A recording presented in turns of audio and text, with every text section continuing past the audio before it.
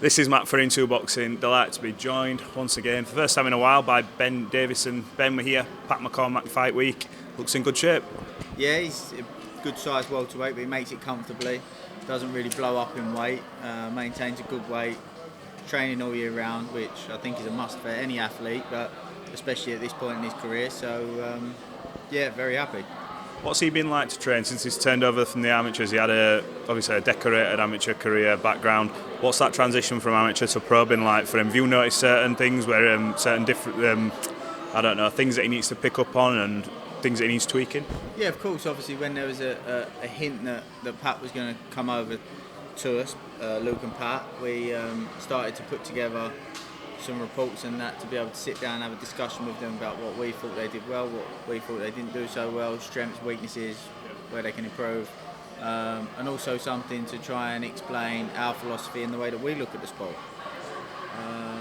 And his progression, how quickly he's grasped that philosophy has been nothing short of phenomenal. So I've been extremely, extremely impressed, and it's a career that I'm very excited about. His words to me was, I thought I knew boxing, and then I walked into the gym with yourself, Lee Wiley, he says, and then I realised there's a lot more I need to learn about boxing. What do you put that down to? Is that you with your analytics, your videotape watching? What do you put that down to? Because you're very it's to the point and the detail, isn't it? Yeah, I think it's very specific. I think that's the word that we try to use, but self-praise is no praise. So for me to sit here and go, oh, we do this. I'm giving you a fucking chance. No, I know, but go on. I get enough stick for that, don't I? But obviously it's fantastic to hear fighters speak positively. And I think any fighter that I've ever worked with would always speak positively of the work that we do. It is. I call it a philosophy. It's a different type of philosophy. I think it's quite unique, and Pat has grasped that very quickly, and it's been extremely impressive. Let's talk about one of your other fighters. It's come out and it's circulating online that Josh Taylor might be going to fight Jack Catterall again. I'm not sure it's been set in stone, but that's what's flying around the internet at the minute. What's Josh's sort of mindset at the minute? I know he's going to be away, got married, so you're holding your snappy suits. What's his sort of mindset? Where's he at the minute? He's in a mindset of he's chasing this Jack Catterall fight, and I think that's been shown. Whatever people want to say, I think that his actions have shown that that's the case. The fact that he vacated the WBA, vacated the WBC, has made it extremely clear that I'm after one fight. And I think that predatory type mindset of I'm chasing that person because he's very hungry for that fight is a great mindset for Josh to be in. I think that Josh is the type that thrives in that type of environment, and I'm pleased to see that sort of environment be created and him in that mindset. In its rawness, he's pissed off, innit? Let's say he's absolutely set on setting the record straight here because he was undisputed. He could have moved up in weight, but no, he's given the belts up. He's a pissed off, angry Josh Taylor going into this with that spitefulness that he's got. Is that going to benefit him in this rematch? Because he'll be determined to sort of right what everyone says was or wrong. That's right, but it has to be done in the right way with the right frame mindset. You can't just be frustrated against someone like Jack who likes to slow the tempo down. He's very good at slowing the tempo down, Jack. So if you're just over-eager, you're going to walk into things. So it's important that Josh approaches the fight in the right mindset. But he's definitely got that bit of fire in his belly that you're talking about there, which is a great thing and something that Josh needs to be able to perform at his best. To be honest with you, all through that camp, he kept saying, I can't come out and say this. And, it's... Was it a bit of a come down considering previous couple? He was saying to me, I don't feel motivated. I don't feel right throughout the training camp, and I think that was due to a number of things. But that certainly won't be the case for this next fight. That'd be interesting to see. Right, I want to get your opinion. There's a fight that's hopefully going to be announced soon because I'm sick of hearing about it now. I'm not sick of hearing it; it's going to be unbelievable. But Conor, Benn, Chris Eubank Jr. From a trainer's point of view, it seems like Conor's going to go up in weight to roughly 156, I'm hearing. Junior's going to have to come down. Talk about the fight, forget the event, it's a huge event, but that fight, stylistically, how would you break that down? How would you see that fight going? Well, again, I think that adjustments have been made to Chris Eubank Jr.'s style, isn't it? From what we formerly knew him as or watched him as to what we're seeing now. So if he approaches the fight in a similar manner to what he did with the Liam Williams fight, and the guy that he fought, I think it was in Newcastle actually, a little while back, I don't think the physicality is going to have as much of a factor in that fight as it would have if he was approaching the fight in the way that he used to approach the fight. Yeah.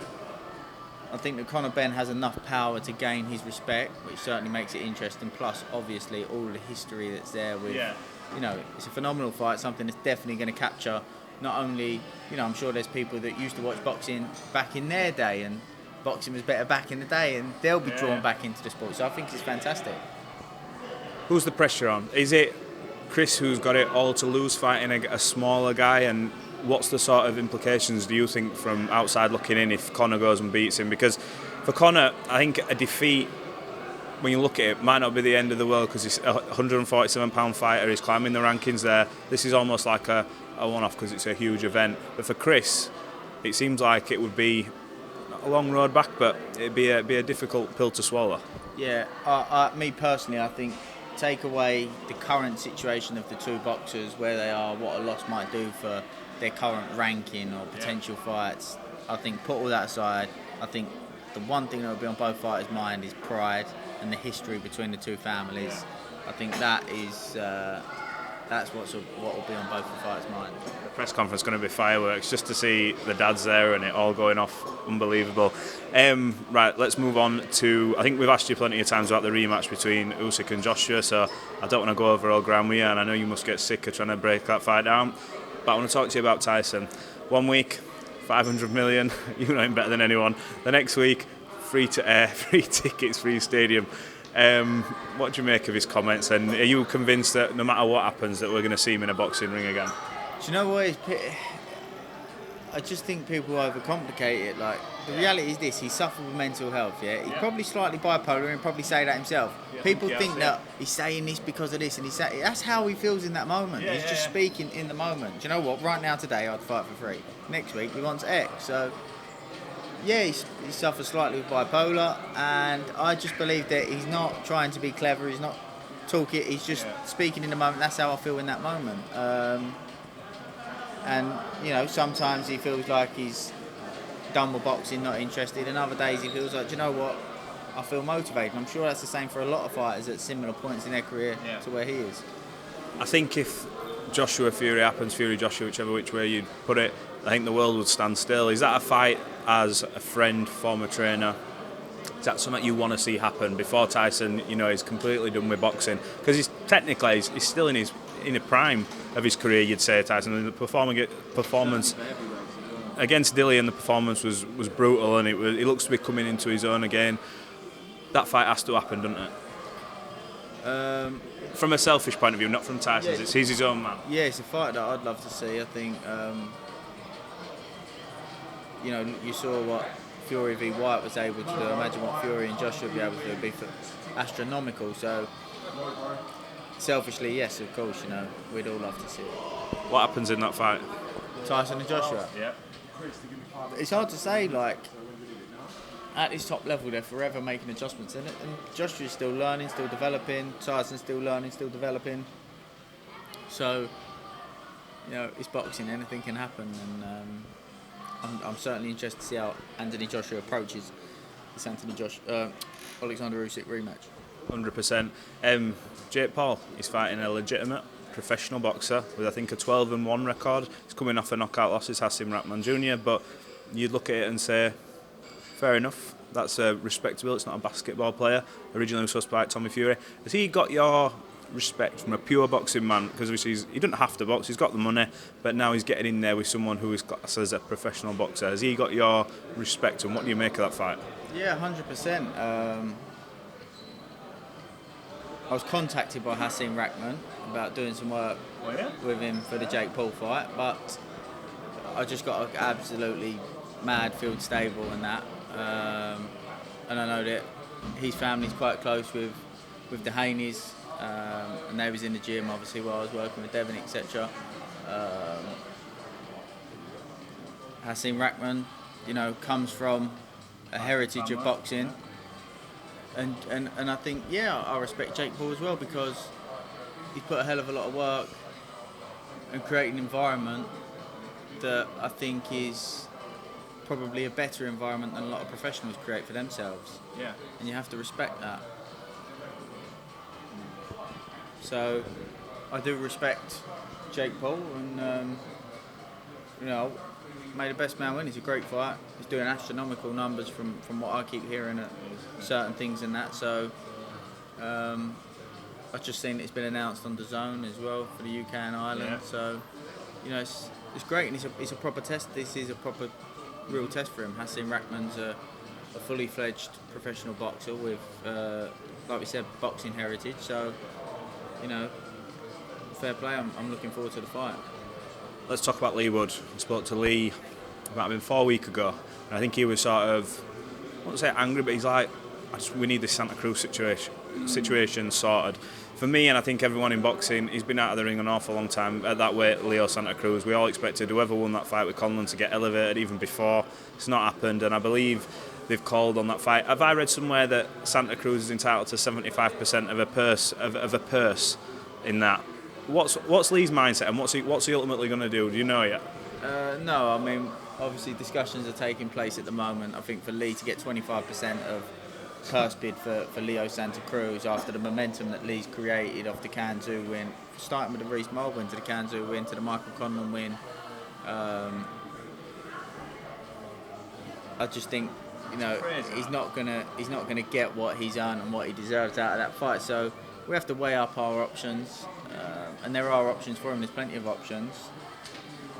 So we're looking at the situation now, but something that obviously a route to a unification with Josh Warrington that's sort of the peak of the mountain. And I think that's a huge fight, something that would really gain the interest from the public. Massive support, stadium fight in my opinion. Leeds or Nottingham? Leeds or Nottingham. So we'll see. I spoke to Josh the other week. He'd be more than willing to take that fight, from what I can gather. Would Lee come to Leeds? We'd have to see. I think that. I know he wants Nottingham. But Would he? Yes, of course he would. Would Josh go? Would Josh go to Nottingham? Of course he would. They're fighters. But for me, there's just that little bit that really sits inside me, because I want Lee to have his dream of fighting at the City Ground. I think he really does deserve that. Anybody that you'll meet in boxing that know him will nobody's got a bad word to say about him, and he genuinely is that person. So I desperately want that fight for him, and that dream to come true for him. It's an interesting little mix. Santa Cruz, obviously, it's almost like it's just a bit of an issue, isn't it? Because there's all these big fights that could be made. You got Mick Conlon, who's back out next week, in with a puncher. I mean, that fight without a belt. I mean, take my money right now. That's an unbelievable rematch. Has Lee considered, if Mick wins, that's a potential route to go down? Because that sells out anything, that fight. Come looking at the first one. Yeah, of course it's part of the journey, part of the road, and the options that are available at the moment. Know that Mick's also with top rank as well. We've got Navarrete, and I believe Mick's more than capable of winning a world title. And then we have, in the UK alone, Lee Wood, UK and Ireland alone, Lee Wood, Josh Warrington and Michael Conlon. Throw any three of them, maybe we can have a word with the board and just chuck them all in together on the same night. But Mick's got a phenomenal fan base, Irish fan base. Josh Warrington's got a phenomenal fan base with Leeds. Lee Wood's got a phenomenal fan base with the Forest and Nottingham, and especially with the momentum that's in that city at the moment, with Forest going into the Premier League. The backing of the football club behind Lee Wood, especially with the momentum off the Mick Conlon fight as well. So really exciting times. Right, final one for me, because I know I did say 10 minutes and we've gone slightly over. Bit of a different one. Paddy Pimblett in the UFC. The speech he gave at the end of the fight, he used his platform to promote mental health and said what he's been through. You know all about mental health, obviously, with your road with Tyson. I've heard you mention it a bit yourself. How good was it to see someone like that using his platform to promote such a positive message, talking about men to talk and things like that? How good was it to see? Yeah, it's fantastic. It's a shame. Like I don't know the numbers, and I don't know if it's the case that things are really on the rise. But it just seems like constantly seeing these things happen, and something needs to be done about it. But and people like Paddy Pimblett who are using their platforms for the greater good. That's phenomenal. That's what we need. Yeah. And I know that Tyson got a lot of support. And I've been there when people have said to him, about you've helped save my life, etc., etc. So yeah, it really does make a difference. And big up Paddy. Absolutely. Look, Ben, thanks for giving some of your time to Into Boxing. We're looking forward to the fight and to see Pat do his thing on Saturday, and we'll catch up again. Thanks, mate. No problem.